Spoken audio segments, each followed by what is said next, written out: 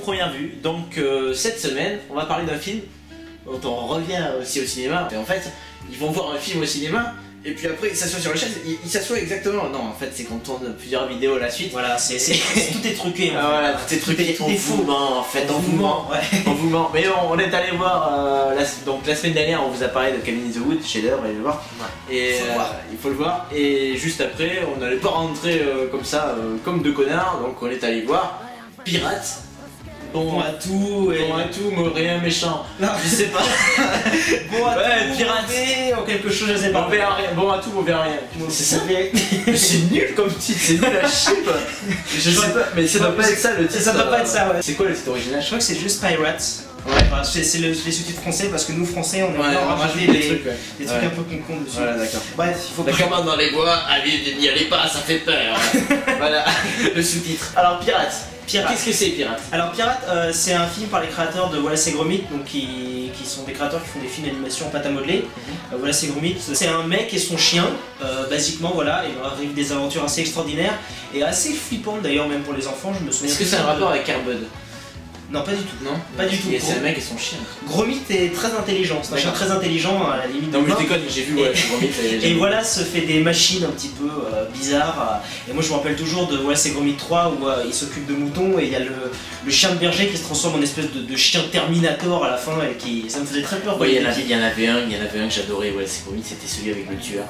Avec la. Je sais plus, c'était un pingouin, non? C'était pas un pingouin? C'est le 2, c'est le mauvais pantalon, où il y a un pantalon et il y a un pingouin qui tue des gens. Ah, ça, j'adore, le pingouin était génial. Le pingouin qui regardait les gens et qui avait envie de tuer les gens, c'était génial. Et le premier il se passait sur la lune, et le quatrième, qui était un long métrage, c'était le lapin-garou qui était. C'est le troisième, je suis pas sûr d'avoir vu. J'ai vu 1, 2 et le. Ah, c'est le meilleur, faut que tu le vois, absolument que tu vois le troisième. Ils avaient fait aussi Chicken Run, qui est un excellent film d'animation avec des poulets. J'ai vu au cinéma à l'époque plus gamin, donc. Moi aussi. Sorti en 2000, je crois. Ouais. Du coup, j'avais 14 ans et c'était très. Une vraie maîtrise de la pâte à modeler, des scènes un peu. Je crois qu'ils faisaient des scènes un peu glauques, les méchants, ils avaient une tête comme ça faisait peur. Ils avaient fait un film qui s'appelait Souris City, je crois que c'était eux, je sais pas. Ah, c'est eux? Souriville, ouais, quelque chose. D'accord, ok, je crois que je l'ai vu. Et donc là, il fait Pirate.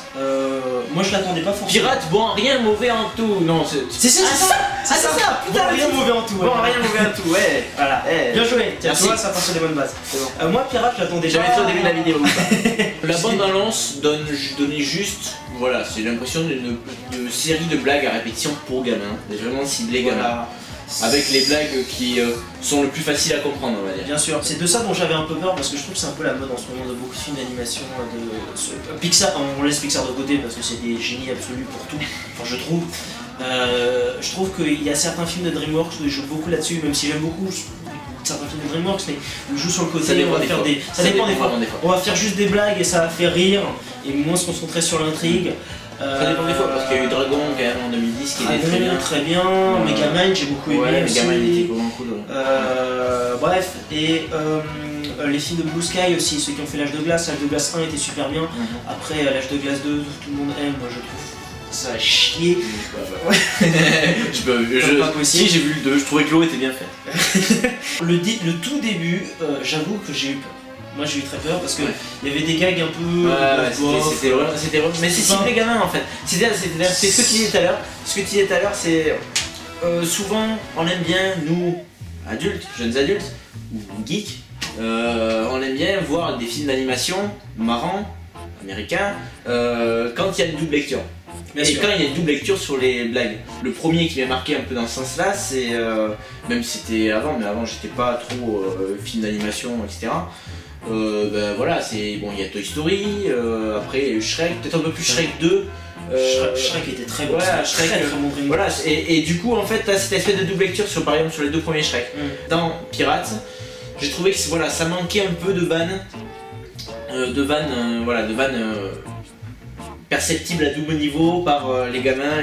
Je te ressens vraiment sur les gamins. Je trouve qu'il y en avait quelques-unes, il y a quelques gags qui m'ont fait un peu rigoler. Après, moi ce que j'ai assez apprécié, c'est que je trouvais que plus le film avançait, plus il devenait agréable à regarder. Et moins il passait son temps à faire juste des blagues un peu plus. Mais je pense qu'on a ressenti le film de la même manière, parce qu'au début aussi je me suis dit bon, on va se faire un peu chier, on va poser les pieds comme ça. Mais à la fin ça va dans ce que je retrouvais sans la grande intelligence qu'il y avait dans ces films là. Un peu dans le Wallace et Gromit avec une vraie aventure, un vrai méchant, un espèce de combat final avec on croit que le méchant il est mort, mais en fait non, pas tout à fait, et voilà. Et mais bon. Après, pour la double lecture, j'ai trouvé que quand même il y avait une impertinence parce que c'est la reine d'Angleterre. Au niveau de la reine d'Angleterre. Je suis tout à fait d'accord. J'osais pas le dire, mais je pensais à la même chose que toi. Voilà. C'est classe quoi d'avoir fait de la méchante, c'est quand même la reine la plus symbolique de tout le. Surtout que moi je suis allé à Londres récemment et j'ai entendu dire que à notre époque, encore à notre époque, dire qu'on n'est pas d'accord avec le système de la famille royale, c'est considéré comme une trahison. Et là, ça prouve vraiment que les mecs de Wallace et Gromit ce sont des mecs qui sont tellement, qui ont fait tellement des films. Ils en ont rien à branler, mais je trouve ça bien. Je trouve ça intéressant parce que je crois qu'ils sont anglais, les mecs de Wallace et Gromit. Mais je sais pas, je voulais pas dire de conneries, je sais pas si c'était anglais ou australien ou néerlandais, j'en sais rien.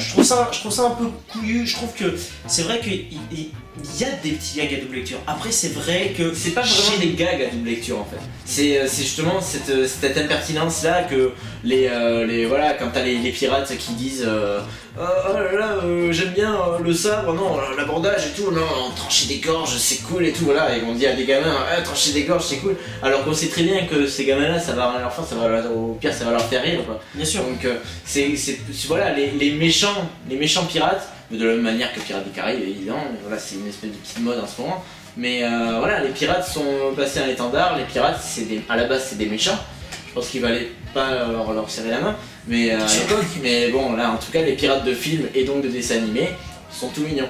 Et c'est cool qu'il y ait cette impertinence là pour les enfants, qu'on sorte de chevaliers princesses, qu'on sorte voilà, que les méchants et que les gentils peuvent avoir des têtes de méchants, mais peuvent être sympas avec un joli sourire. Après, c'est vrai que généralement le film est plus pour les enfants. Je pense que c'est même de leur studio, enfin j'ai pas vu le souris machin là, c'est leur film qui est le plus pour les enfants. Et c'est un peu ça que j'ai regretté. Bon, je trouve con que le héros s'appelle Capitaine Pirate, je suis désolé, je peux pas. Je trouve ça marrant. Comment vous appelez Capitaine Pirate? On m'appelle Capitaine Pirate.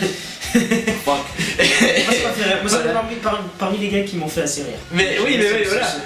Ouais, ce moment-là que vous dites. Ce type d'humour un peu grotesque que je. Mais pourquoi tout le monde l'appelle Capitaine Pirate au début si c'est supposé être la grosse merde des 7 merdes? Enfin voilà. Même parmi les autres pirates. Je trouve que c'est leur humour à eux. Dans Wallace et Gromit, il y avait ce petit côté humour là. Par contre, justement, pour rappeler le côté Wallace et Gromit, je trouve que le perso le plus drôle du film pirate, c'est le singe.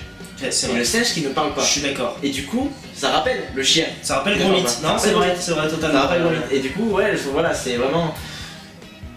Est-ce qu'on ne trouve pas que ce film est moins drôle que les autres parce qu'il y a plus de personnages par rapport à Wallace et Gromit? Je sais pas, moi j'ai l'impression que ce film aussi, et du coup que ça parle un peu trop, tu vois. Ce film a subi, donc ce que je disais dans beaucoup de films d'animation récents, ce côté on veut faire Jones.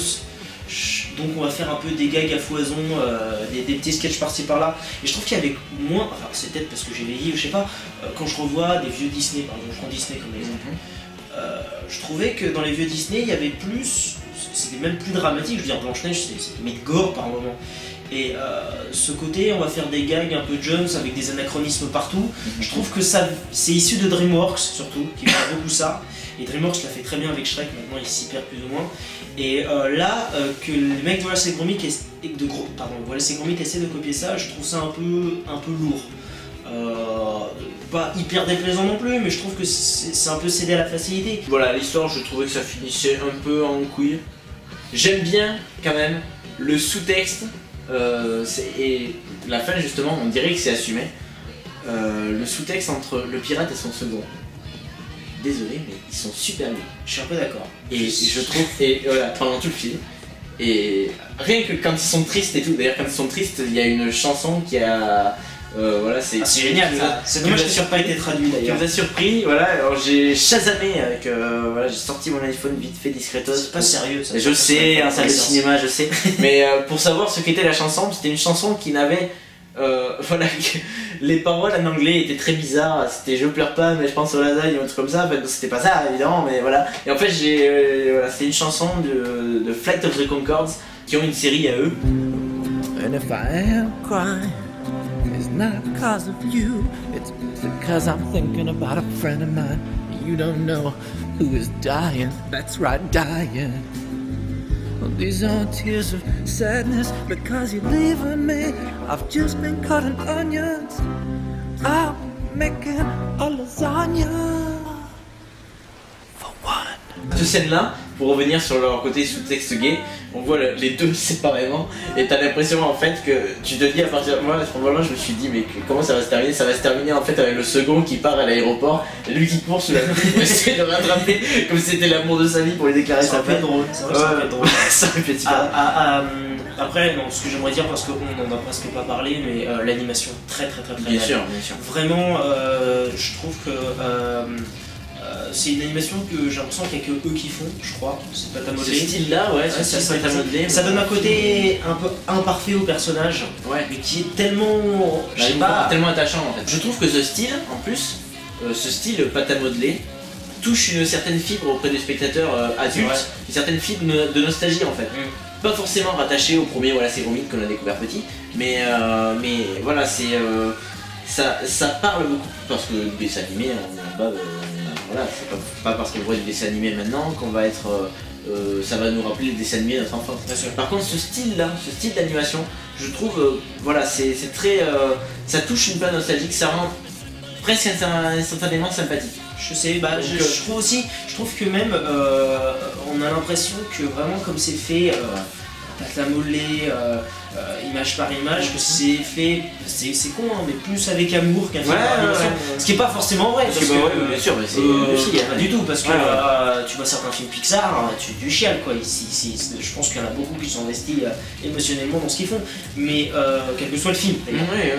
Mais là, on sent qu'il y a quelque chose dont on se rapproche de l'être humain qui a fait ça en fait. Bon, en tout cas, un film sympathique, à recommander peut-être plus aux enfants qu'aux adultes, mais bon, les adultes vont pas se faire chier non plus. Quand Non, même. Voilà, c'est très sympa. Voilà, il y a certains gars qui nous ont fait marrer, voilà, c'est notamment le tout dernier. Voilà, c'est le tout dernier, c'est là où j'ai le plus rigolé. Mais en tout cas, c'est sympa. C'est plaisant. C'est plaisant. Vous voyez plutôt les autres, voilà, c'est Gromit et tout, c'est vraiment il faut choisir. Et toi, voilà, c'est Gromit 3 d'ailleurs. Ouais, ok, je verrai le troisième. Terminator. Mais je l'ai peut-être déjà vu, j'en sais rien. Bref, voilà, sur ces bonnes paroles, on se retrouve la semaine prochaine pour un autre film et pour d'autres réjouissances. Et puis d'ici là, portez-vous bien. Salut!